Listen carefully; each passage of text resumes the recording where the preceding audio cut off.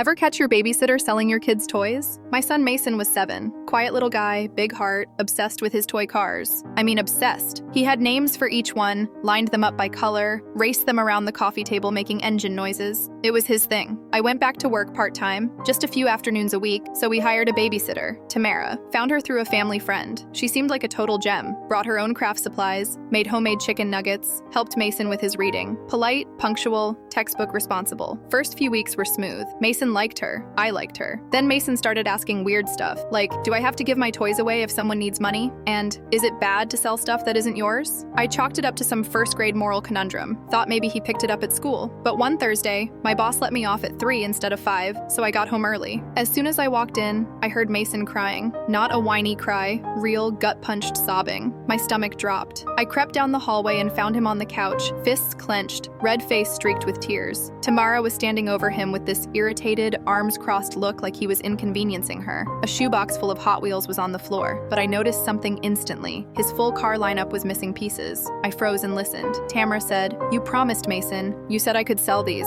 We talked about it, remember?" And Mason, choking back tears, said, "I thought we were pretending. I thought it was a game." I stepped in and told Tamara to get out, right now. She tried to explain, said I misunderstood, blah blah. I didn't care. She was gone. After she left, I sat Mason down and asked him to tell me everything. What he said made me sick. Tamara had been pulling this guilt trip act for weeks, telling him she was broke, skipped lunch, couldn't afford gas. She'd say things like, "If only I had something I could sell, maybe one of your toys." And Mason, being 7 and way too empathetic, started offering his stuff. He thought she was borrowing them, playing, that it was some adult pretend scenario. Next morning, I went into full detective mode, hit up every garage sale and flea market in town. Third place I visited? Bingo. There on a folding table, Mason's blue lunchbox with his name written in Sharpie. Next to it, the missing Hot Wheels. But then I saw something that made my chest burn. His tiny baseball glove, the one my dad gave him before he passed. Irreplaceable. I didn't flip out. Not yet. I snapped photos, got the seller's info, then went straight to the police station. Filed a theft report and explained everything, especially the emotional manipulation part. Cops reached out to Tamara. She denied all of it, said I was nuts, claimed Mason was lying. But the flea market vendor had registration paperwork. Tamara's name, her address,